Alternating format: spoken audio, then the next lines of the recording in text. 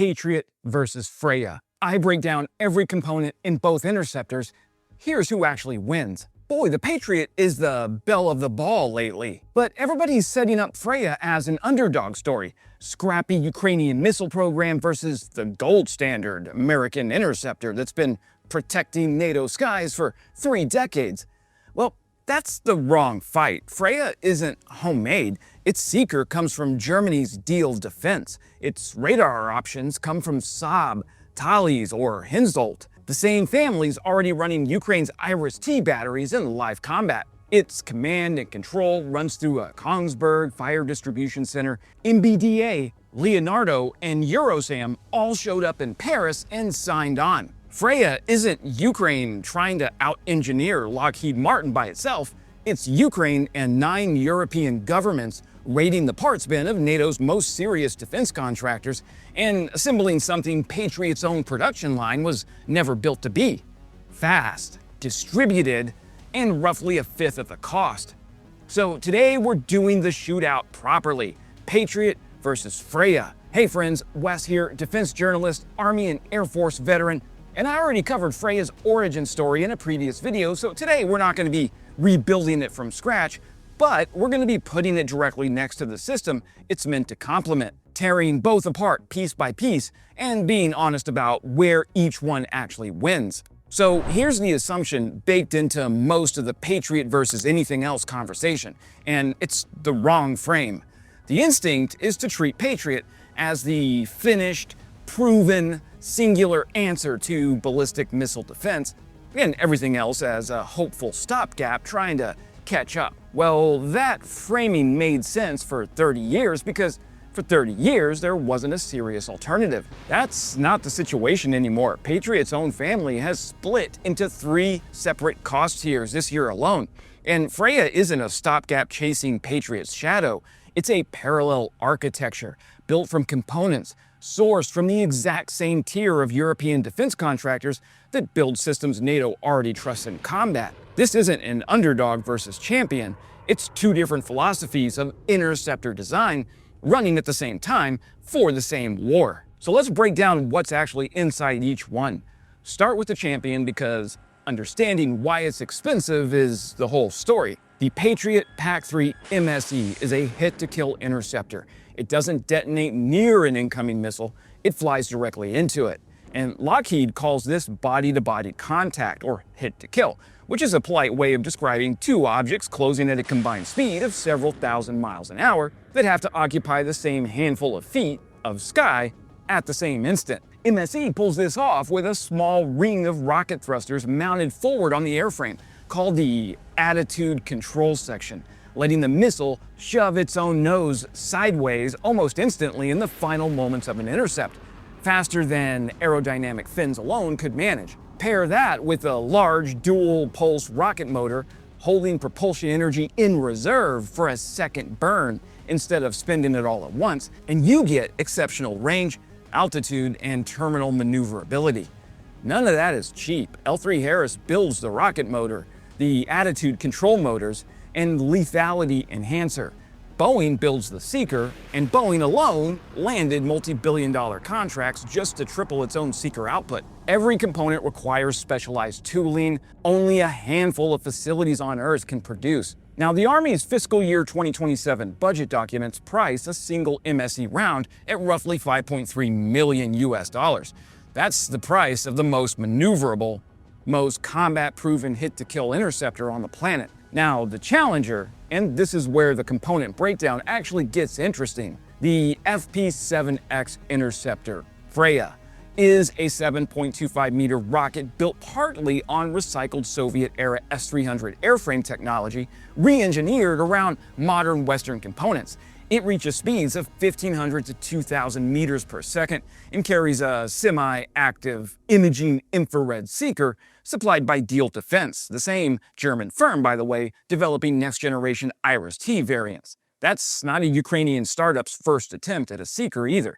That's a proven German optics manufacturer contributing its actual product line to a Ukrainian airframe. Now, the radar layer isn't singular. It's a short list of serious options. Saab's Giraffe 8A, 4A, the Thales Groundmaster 400 or Hensoldt's Tremel 4D. Closer-in illumination and tracking comes from either Weeble's GFTR 2148 or Leonardo's Kronos land system. Command and control runs through a Kongsberg fire distribution center on open architecture stitched together over Link 16. The same NATO standard data link, by the way, that already lets American and European systems talk to each other. Now, Firepoint, Ukraine's own drone and cruise missile manufacturer, sits at the center as lead integrator. Freya isn't one country's wish list. It is a European industrial consortium wearing a Ukrainian airframe. So let's put those numbers next to each other directly, category by category, the way you would break down two fighters before a match. First up, the kill mechanism. MSE is hit to kill, direct body-to-body contact, the hardest possible standard to hit, and the most decisive when it connects. Freya uses a semi-active imaging infrared seeker, a different terminal guidance philosophy that trades some of the MSE's brute force precision for a seeker technology already validated on Diehl's other combat-proven systems. Second, speed and maneuverability. Patriot's attitude control section gives it a terminal thruster maneuverability that current public reporting doesn't confirm for the Freya. That's advantage Patriot for now, and it's not a small one because that terminal agility is exactly what makes MSE effective against a maneuvering ballistic threat in its final seconds of flight. Third, sensor architecture, and this is where it gets genuinely close. Patriot operates within the existing Patriot radar and IBCS network, purpose-built and combat-proven since the Gulf War. Freya's radar layer isn't inferior hardware, it's the same manufacturer tier. Saab, Thales, and Hensoldt all build systems NATO already relies on. The difference isn't quality, it's integration maturity. Patriot's radar network has 3 decades of operational debugging. Freya's is being assembled in real time. Fourth, cost per round. Well, MSE runs $3.8 to $5.3 million depending on the contract batch. Firepoint is targeting roughly $700,000 per Freya. That is not just a little bitty marginal discount. That's close to a fifth of the price if the number survives contact with actual production. Fifth, the production rate. Firepoint is targeting 2,000 interceptors annually. Boeing had to land multi-billion-dollar contracts just to triple its MSE seeker output. Freya's target volume, if achieved, would dwarf anything Patriot's supply chain is currently positioned to deliver. Sixth, combat maturity. Now, this category isn't really close. MSE, Patriot, has been in service and in combat for years. Freya is targeting a 12-month prototype timeline toward initial operation sometime in 2027. Now, one of these systems is currently intercepting missiles over Ukraine tonight, and the other is ambitious, well-resourced, and a genuinely promising blueprint. But when there's no Patriots to be had, Freya is what you get, and it's better than you think. But let's talk about the kill chain surrounding it. Detect, track, classify, predict, launch, guide, intercept. Every one of those steps has to work in sequence, fast enough that a ballistic missile traveling several times the speed of sound doesn't outrun the decision cycle. A brilliant interceptor sitting behind a mediocre radar network is a very expensive way to miss. A mediocre interceptor sitting behind an excellent, fully debugged sensor network can still close a surprising number of engagements. That's exactly why Freya's radar choices matter more than they might look on a spec sheet. Freya isn't pairing an unproven missile with an unproven sensor.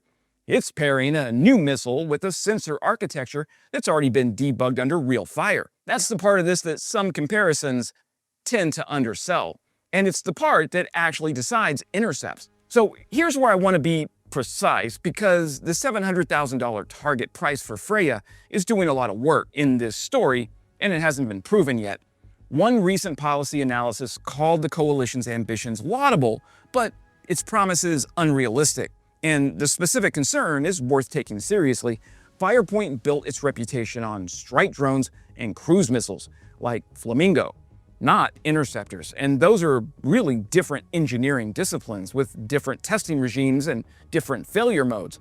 A 12-month prototype timeline for an entirely new interceptor family is aggressive by any defense industry standard. There's also a component that analysts caught that Lockheed hasn't confirmed on the Patriot side, which is a useful reminder that even the established competitor has open questions.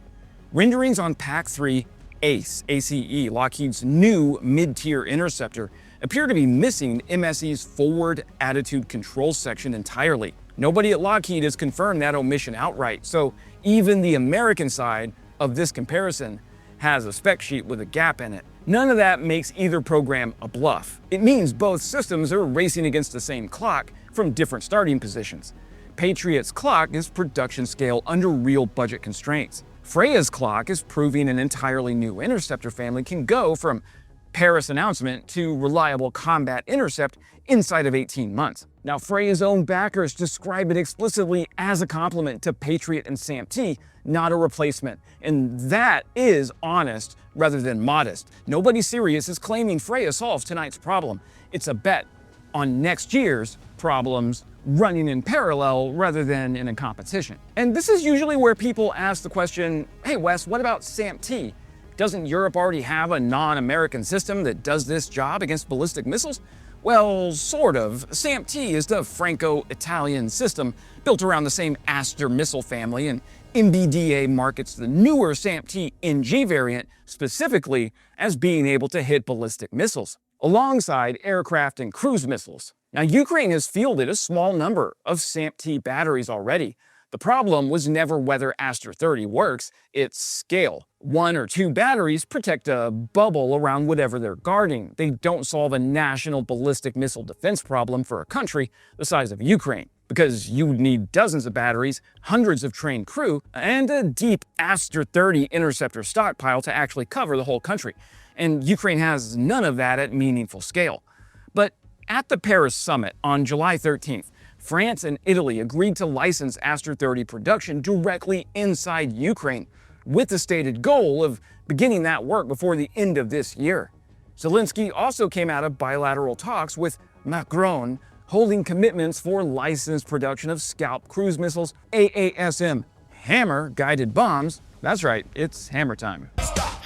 Hammer time! Go with the flow! And 16 French Rafale fighters on top of the Aster licensing. Okay, so I think it's worth walking through the rest of the world's ballistic missile defense catalog because plenty of systems technically exist that Ukraine simply can't use. THAAD, or the Terminal High Altitude Area Defense. Terminal High Altitude Area Defense is optimized for higher altitude terminal defense and isn't in Ukraine's hands. Then there's Aegis, running the SM-3 and the SM-6 interceptors.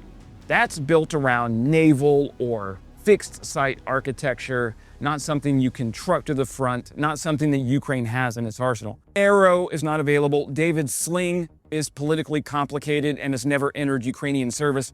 None of these systems are sitting in a warehouse somewhere waiting to be plugged into Kyiv's air defense grid. So the world does have ballistic missile defense technology.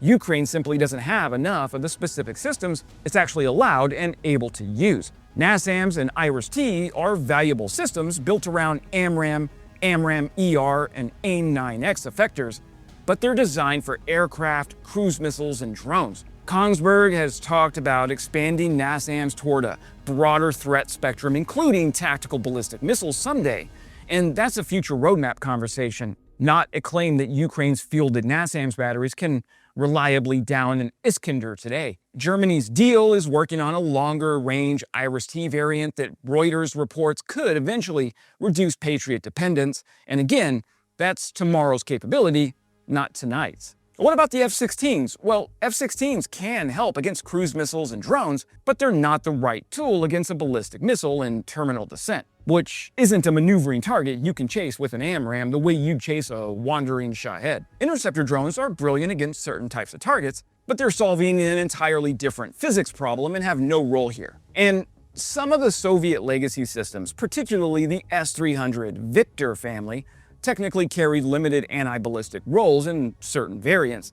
Ukraine's actual public combat record, though, against Russia's modern ballistic attacks hasn't shown these older systems filling the Patriot or the SAMP role at any meaningful scale. Those stocks are old, the missiles are limited, and Russia has had years to study exactly how those systems work, and thus how to defeat them. So, all in all, the best bet might be Ukraine hitting the launchers, the missile storage sites, The fuel infrastructure, the guidance component factories, and the command nodes feeding Russia's ballistic missile campaign strike them while they're on the ground. This is the so-called left-of-launch approach, which is kill the archer before he releases the arrow. Now, Ukraine can also harden critical targets, disperse assets, sharpen early warning, deploy decoys, and build redundancy, but all of that measurably reduces damage, but none of it replaces an actual interceptor once the missile's already inbound and the clock has started. And the real headline isn't which missile wins the duel.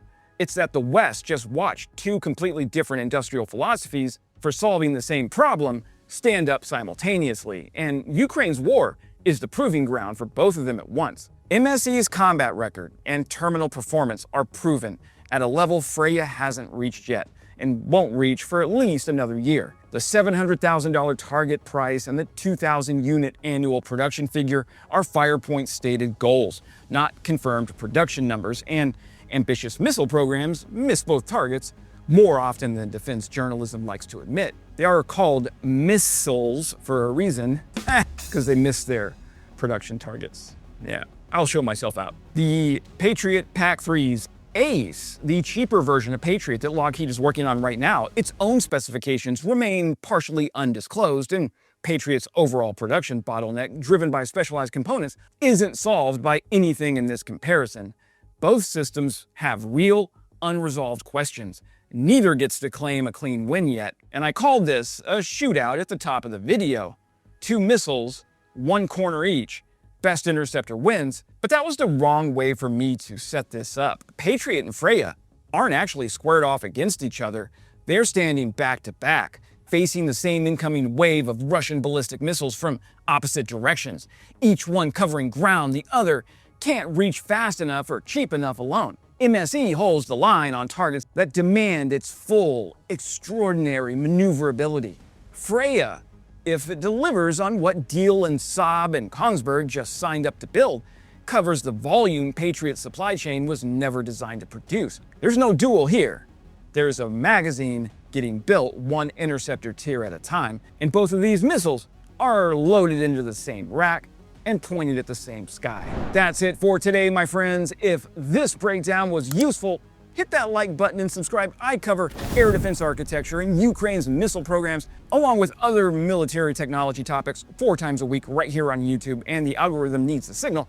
For deeper analysis, I am on Medium and Substack. And by the way, if you've noticed that I never do sponsored segments on my channel, there's a reason for that. If you see a member of the channel in the comments, give them a thank you, because they're the ones supporting through their membership fees, making it to where I don't have to do sponsored segments. So thank you for considering memberships. They're only £3 a month. And as always, glory to Ukraine, glory to the heroes.